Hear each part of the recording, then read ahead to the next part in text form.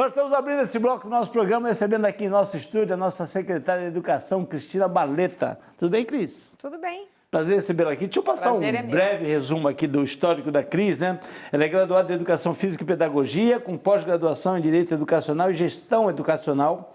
Atua há mais de 30 anos na área da educação.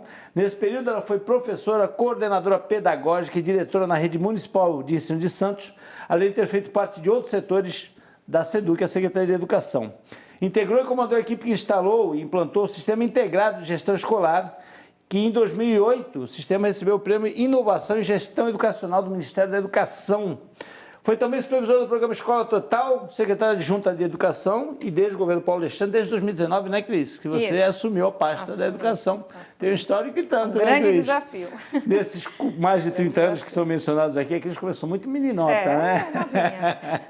Desses quase 30 anos, jamais imaginou que ia enfrentar um desafio como está enfrentando agora, nesse ano e meio para trás, né, Cris? Um mundo todo, né? Isso eu acho que pegou a todos nós de surpresa, né? Como lidar com tudo isso, né? Cris, a Cris sempre se posicionou muito francamente, muito abertamente, apoiando, né, o retorno às aulas presenciais ou de forma híbrida, claro, com toda a segurança, com distanciamento, com todos os cuidados. E recebeu criou-se muita polêmica, recebeu muita crítica por conta disso, certeza, né, Cris? Mas independente da questão pedagógica, que a gente sabe que essa conta a gente vai pagar lá na frente, né?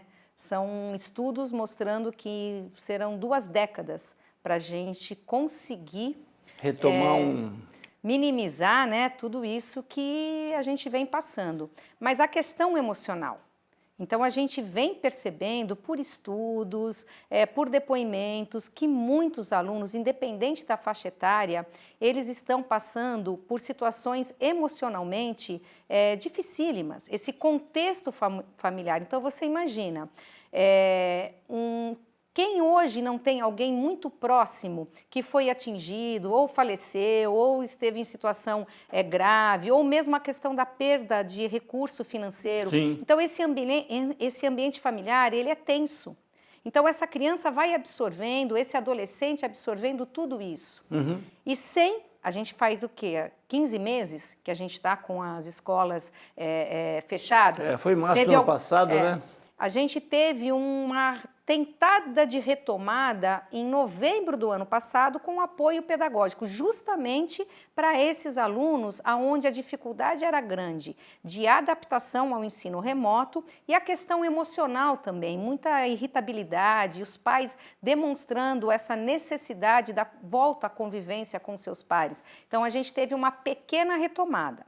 Voltamos dia 8 de fevereiro, com um percentual conforme o Plano São Paulo determinava, né, 35%, e tivemos o lockdown, o fechamento novamente das escolas, né, geral, né, 15 de março. Por determinação do governo do Estado. Isso, e voltamos dia 3 de maio. Uhum. Mas ainda existe essa resistência até pela questão da segurança. Então, eu sempre peço nesses espaços que, inclusive, você está me dando agora, que os pais vão às escolas, procure saber como que é esse planejamento, como a escola se adequou aos protocolos, como a gente está reagindo, os alunos estão reagindo a esse retorno. E por incrível que pareça, os alunos, eles estão tão conscientizados. Você vê desde os pequenininhos até os maiores o uso da máscara, eles não tiram, a não ser na hora da alimentação. Sim. A gente vê, às vezes, algum adulto na hora do cafezinho, uma situação assim de preocupação aos protocolos, mas as crianças não.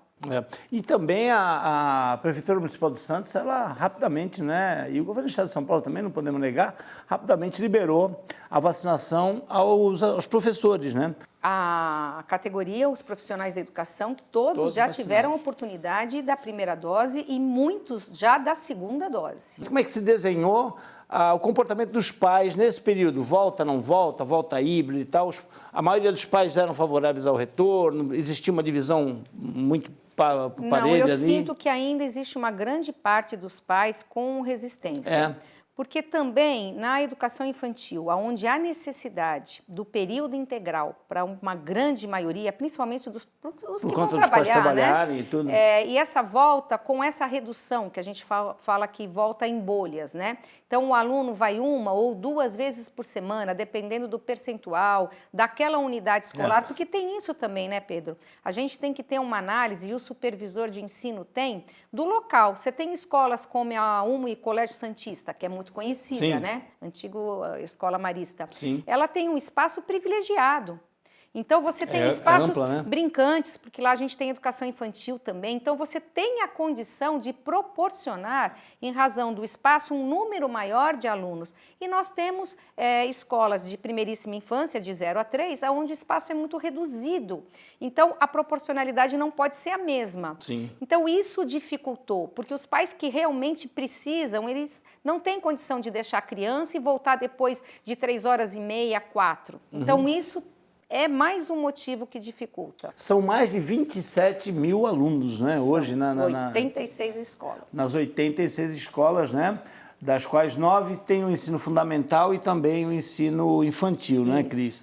E desse percentual, eu até queria passar esses números, que são números que realmente, né, impressionam positivamente, olha, porque a capacidade de absorção, né, desses alunos, e aí esquece pandemia, estou falando da capacidade de absorção dos alunos em período, né, de ensino infantil ou de ensino fundamental. A gente tem, no ensino infantil, 6.874 matriculados e a capacidade do município é de 8.955, ou seja, tem aí, né, vagas de sobra, né? E aí condição também até de ter uma atenção maior para cada criança.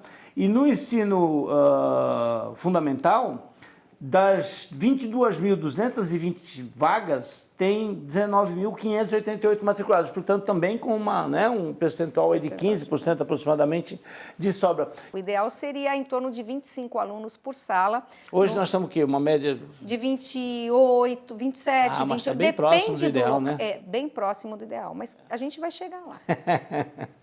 Mas então, e aí, assim, hoje vocês têm catalogado mais ou menos quantas crianças têm ido? Temos. Mais ou menos? Nós temos por dia, por escola, por modalidade de ensino. Então, entre 16, 18, poucas escolas chegaram nos 35%. Certo. Principalmente as de educação infantil, pelo que a gente vem falando, né? Pela adesão em razão de não ser todos os dias e o horário integral como os pais precisam, né? Assim, é inegável, por mais que a pessoa seja adepta de uma corrente de que, olha, não, tem que ser remotamente o ensino por conta da saúde, do perigo, do risco de contrair o vírus, mas ninguém nega que há um prejuízo gigantesco. O ensino no Brasil, o ensino público, principalmente no Brasil, já era muito deficitário, né? Nós tínhamos índices horríveis antes de pandemia, índices desastrosos antes de pandemia. Depois de pandemia, né, eu acho que não há quem possa negar que esse prejuízo é gigantesco, sem contar a sociabilização, né, Cris? Com certeza, que é importantíssima, né? Muito. A criança precisa estar com seus pares, precisa socializar. E emocionalmente é o que vai dar a condição dessa criança, ao longo da educação básica, ter uma convivência escolar satisfatória. Então, essa desigualdade que já existia entre as redes, como você mesmo colocou, privadas, né, e a pública. A gente já percebe que isso já existia e agora vem acentuar cada vez mais. Então, a gente tem que retomar, sim. O governo do estado agora, a partir de agosto, liberou a porcentagem de alunos e o tempo de permanência, inclusive até o distanciamento, né, para 1 metro e não mais 1,5 metro, em cima dessa segurança todas e desses indicadores que a gente vem tendo. A partir de agosto vai poder ser utilizado 100% da capacidade. É claro que com muito bom senso e com análise do supervisor de ensino, como a gente colocou. Eu tenho escolas com essa condição e escola que talvez eu não tenha em relação à metragem. Então, eu preciso usar do bom senso e entender que essa porcentagem é em cima dos alunos frequentes e não dos alunos matriculados. Sim. Porque, de repente, tem pais, por vários motivos que ainda vão estar resistentes a essa volta. Hoje está na mão dos pais, é uma opção dos pais, manter remotamente. É a prerrogativa do pai. Ou ingressar no híbrido. Isso, mas a gente acredita que a partir de setembro isso também vai ser analisado. Começa pelo governo do estado, né? Então, a criança que não está frequente, por que não está frequente? Tem comorbidade? Então, vai apresentar um atestado médico com justificativa, com o CID, direitinho, porque a gente entende que a educação, na sua essencialidade, ela não pode ser tratada como está sendo agora. Porque a gente sabe que o remoto não vai dar o resultado esperado. E a gente vai entrar aí num segundo semestre, né? A gente precisa retomar. Eu tinha te feito uma pergunta em relação à adesão ou não do retorno às aulas presenciais pelos pais, e aí eu queria te refazer a pergunta com relação ao corpo docente, com relação aos professores. Como é que eles reagiram, ou vêm reagindo, os professores do ensino público, Cris? Nós temos uma grande porcentagem de professores que estão muito felizes com esse retorno, porque também estava difícil.